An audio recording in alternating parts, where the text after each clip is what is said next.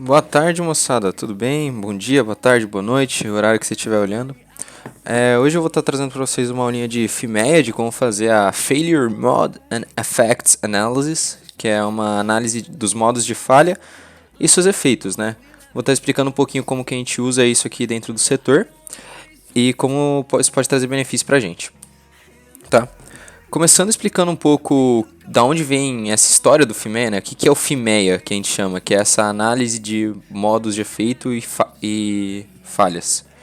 Bom, teve origem nos Estados Unidos no dia 9 de novembro de 89, começou sendo usado pelo exército americano para descrever seus processos, ver as falhas nos processos que eles tinham. Em questão de projeto, começou a ser adotado pela NASA em 1970, com as missões Apollo, Voyager, Galileu. São missões até um pouco famosas de projetos da NASA, né?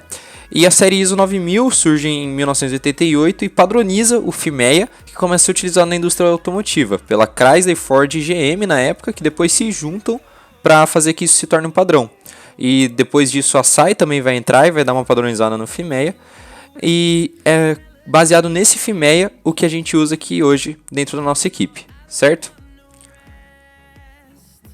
Bom, o que é modo, falha e efeito, né? Já que é uma análise de modos de falha e seus efeitos, né? Vamos começar com uma descrição básica do que é um modo, né? Um modo é uma forma ou maneira de se manifestar uma coisa, maneira ou forma particular de fazer as coisas, ou de falar maneira de conseguir as coisas meio via, né? Então é o jeito que algo acontece. Uma falha é um defeito, algo que não está funcionando da maneira adequada, algo que não deu o resultado desejado. E um efeito, né, uma consequência normalmente, um resultado de alguma coisa, certo?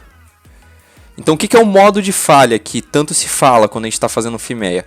É a forma do defeito, por assim dizer. Então é um jeito que acontece um erro, né? E o que ocasiona ele? Maneira na qual o defeito se apresenta. E também é o estado anormal de trabalho, maneira que a componente estudo deixa de executar a sua função ou desobedece às especificações. O que a gente pode dizer?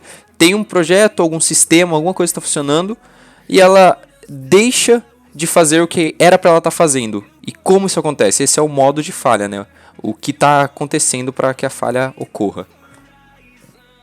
Existem duas abordagens que a gente usa para descrever esses modos de falha. Existe a abordagem funcional, que é, por exemplo, aí a gente tem um eixo, a função dele é transmitir movimento torque, e o modo de falha é que ele não transmite movimento e não transmite torque. E tem a abordagem estrutural, né, que é a que a gente usa aqui mais no setor, que eu acredito que a gente usa na equipe como geral, que é para descrever realmente esse modo de falha, que então não tipo realmente o que ele está causando de falha, mas o que foi a falha, o que fez ele falhar. Porque se o eixo tem a função de transmitir movimento torque, a gente imagina que para ele ter uma falha, alguma das coisas já não está fazendo. Então a abordagem estrutural, a abordagem funcional, perdão, já não funciona para a gente. Aí quando a gente parte para estrutural, a gente vê que tipo, é uma ruptura, empenamento, desgaste. E vocês podem ver que aí já tem 3 modos de falha diferentes. E o FIMEA tem a função de analisar esses modos de falha. Né? Aí uma figurinha que eu gosto bastante, que ela mostra, né, a entrada, né, no sistema, né, de um projeto que você tem, vamos supor o sistema de eletrônica do carro, ou sei lá, o sistema de todo o conjunto de transmissão de um carro. Você tem uma entrada, né, você tem um input nele, você tem um modo de falha, alguma coisa está falhando, e na saída você vai ter os efeitos gerados por esse modo de falha. Então, é isso que o FIMEA tenta analisar, a falha, a ocorrência dela, a gravidade dela e o efeito dela como um todo para o sistema em geral, para o funcionamento geral do que você está analisando. O que é uma causa, né? Aquilo que determina a existência de uma coisa, o que determina o acontecimento, agente, motivo, razão. E no nosso caso vai ser o que vai estar causando uma falha. Como é feito o nosso FIMEA? Para quantificar o nosso FIMEA, a gente usa números, notas de 0 a 10 para 3 parâmetros específicos: grau de severidade, ocorrência e detecção. O grau de severidade ele vai ser feito baseado nessa tabela aqui, né? Então vocês podem ver que quanto mais crucial é a falha para o sistema, né? Quanto mais ele deixa de exercer a sua função, o sistema, por conta daquela falha, maior a nota que você atribui para o grau de severidade. Isso aqui é um panorama geral, essa tabela aqui, e tem a tabela adaptada que a gente fez para o nosso sistema, que seria algo mais parecido com isso aqui. Que então, se a gente não atinge se a falha faz que a gente não consiga nem passar da inspeção de segurança lá na prova da competição, a gente coloca uma nota de 9, 10, algo muito alto. Já se uma falha é uma interrupção menor, assim, é um erro percebido, mas contornável, algo que a gente não vê muito problema, por exemplo, sei lá, a velocidade da roda, a velocidade do carro é medida por dois sensores indutivos nas rodas dianteiras, um na roda esquerda ou na roda direita.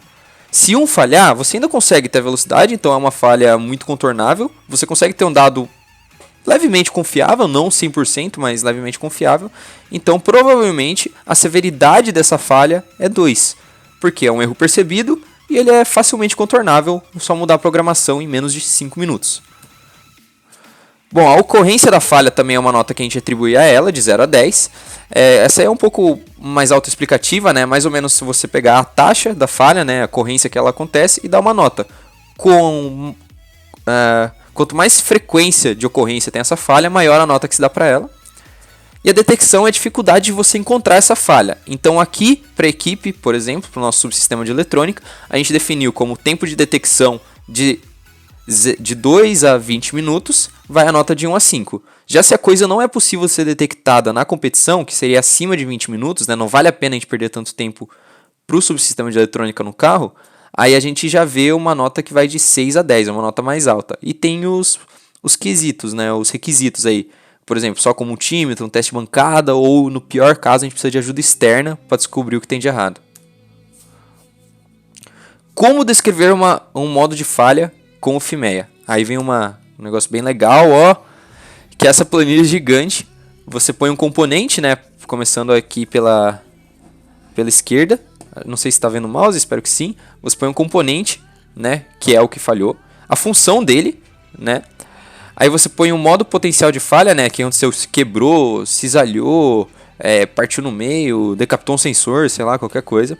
Os efeitos da potencial falha, né, as causas potenciais, os controles atuais, né, as ações recomendadas, responsabilidade é da hora de colocar, e as ações tomadas quando aquela falha ocorreu. E vocês podem ver que tem aqui as notas que a gente tem que atribuir de severidade, ocorrência e detecção nesse caso.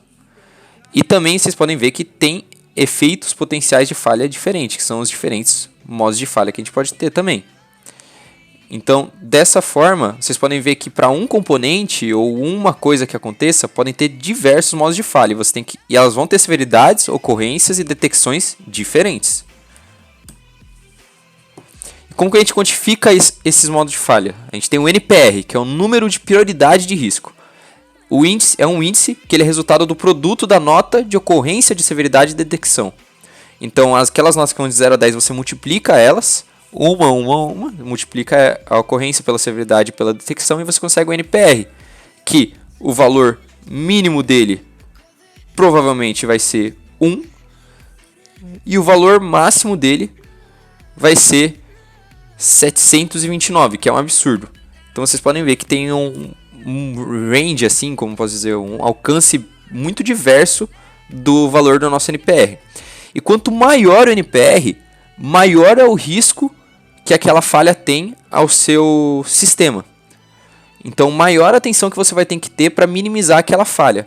E assim você busca sempre reduzir o NPR, seja pela ocorrência, pela severidade ou pela dificuldade de detecção, para que tenha menos problemas para o seu sistema, para que seja mais fácil de identificar a falha, para que ela ocorra com menos frequência ou para que ela não seja tão grave e tão prejudicial para o seu sistema. Falar um pouquinho dos benefícios do FIMEA, né? No caso, vamos se adequar aqui na parte de sistema e projeto, que está aqui na esquerda, que é o que mais pega no nosso caso do protótipo Baja. Para o sistema ele ajuda a selecionar a melhor alternativa de projeto, ajuda a determinar a redundância, aumenta a probabilidade de que os problemas potenciais sejam considerados, pode te ajudar a prever possíveis problemas, e com o projeto em si estabelece uma prioridade de ação de melhoria do projeto, né? Por exemplo, o que a gente vai focar de uma temporada para outra para melhorar o nosso projeto. Com o FIMEA a gente consegue ter uma quantificação e ver com mais clareza num projeto muito complexo como é o de um sistema que vai para um protótipo Baja, do que a gente vai focar para melhorar na próxima temporada, né? Isso também pode ser, você consegue ver os gargalos do seu projeto, né? O que está dificultando. No momento que tudo está explodindo, você vê qual é o maior problema que você talvez tenha que arrumar no seu projeto, por exemplo. Bom, um exemplo de FIMEA da equipe aqui, a gente pode ver um item, né? A gente tem dois itens de função, um sensor capacitivo e indutivo. A gente tem um modo de falha, né? Que pode ser um fusível queimado no sensor do capacitivo, circuito aberto, nível de bateria, distância sensora. A falha no sensor capacitivo, por exemplo, o sensor capacitivo não está funcionando. Ele não funciona de jeito nenhum, a gente não consegue o dado dele, o que está acontecendo. Pode ser um fusível queimado que não é realmente relacionado a ele. Pode ser um circuito aberto, pode ser o nível de bateria, pode ser distância sensora. Tem muitos modos de falha e que nem sempre estão relacionados diretamente ao sensor capacitivo, mas que afetam ele e fazem com que ele falhe. Aí tem o efeito potencial da falha, né? Que seria o efeito dela, o grau de severidade que esse efeito tem no sistema como um todo, a causa da falha, que ainda pode ser dividida, né? O fusível queimado pode ser por dois motivos diferentes, por exemplo, a ocorrência dessa causa, a detecção, e com isso, multiplicando tudo, você consegue o NPR. Aqui na direita, vocês podem ver que a gente pega o maior NPR para cada modo de falha, porque isso ajuda a gente a quantificar ele de uma maneira melhor. Afinal, o maior é o mais crítico, então é o que a gente tem que ter mais olho, dar mais prioridade para diminuir. Por isso que a gente sempre tenta pegar o maior NPR de um modo de falha e levar em consideração ele na hora de melhorar o nosso sistema. E essa planilha aqui, ela tá no Excel. Eu deixo ela disponibilizada aqui junto com o vídeo, eu deixo o link dela. Então dá para dar uma olhada, ela tem várias páginas, tem coisas de vários sensores, vários itens. Então dá para entender bem e também tem meio que aqueles parâmetros, né, como posso dizer? Aquelas tabelas que mostram qual nota eu vou dar dependendo de que causa aquilo tem. Quais os requisitos para eu dar cada nota, perdão. Bom, agora eu vou falar um pouquinho de como a gente usa o FIMEA nas nossas apresentações de projetos. Vou mostrar alguns banners aqui da equipe. Começando pelo banner que a gente usou no N20, perdão. Então, desde lá a gente já usava o FIMEA, há 3 anos atrás, nesse caso. Então, podem ver que ele ficava aqui numa parte de montagem e manutenção do sistema. Então, a gente pega aqui cada sensor e ali está dividido os modos de falha que eles têm, né? E daí a gente pegou o maior valor de NPR entre os modos de falha e comparou o sistema de 19, que era o anterior, com o de 2020, tentando mostrar que a maioria das barrinhas novas estão mais abaixo, então a gente conseguiu diminuir muito os modos de falha que aconteciam. Então, vocês podem ver que tem vários críticos em valores chegando a 200, 180, e já no sistema de 2020 a gente não tem mais isso, porque as falhas caíram, a gente fez um sistema mais robusto, e por isso o NPR, o maior NPR de cada modo de falha acabou caindo muito.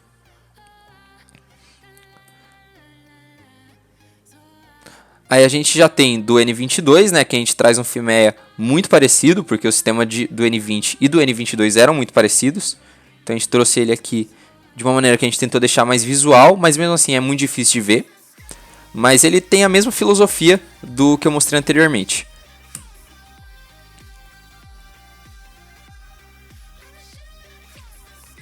E por último, a gente traz o banner do nosso R23, não, é R22, certo? E nesse aqui do R22, a gente colocou o FIMEA tentando explicar um pouco mais como a gente usa ele, como que a gente calcula o NPR, e daí tentar deixar ele numa versão mais simplificada. Como fazia muito tempo que a gente não mudava nada no sistema, a gente acabou não colocando comparativo dessa vez, mas seria legal colocar nos próximos. E a gente simplesmente pegou um modo de falha que tinha para cada dispositivo que a gente estava medindo os modos de falha, a gente simplesmente pegou o NPR do maior modo de falha e colocou ali no gráfico para não ficar toda aquela informação e poder ter um modelo de FIMEA um pouco mais minimalista, mas ao mesmo tempo não perdendo sua eficácia. Então tem várias formas de mostrar o FIMEA na apresentação de projetos, de você usar ele a seu favor, mas o mais importante mesmo é que você mostre ele de alguma forma, mostre que você está codificando as falhas do seu projeto, e isso indiretamente vai ajudar o seu sistema, o seu projeto do protótipo base a ser muito mais robusto. É isso, muito obrigado pela atenção. Essa foi a apresentação sobre FIMEA, Failure Modes and Effects Analysis. E, enfim, qualquer dúvida, deixe aí nos comentários que a gente responde sempre que possível. E muito obrigado. Bons estudos.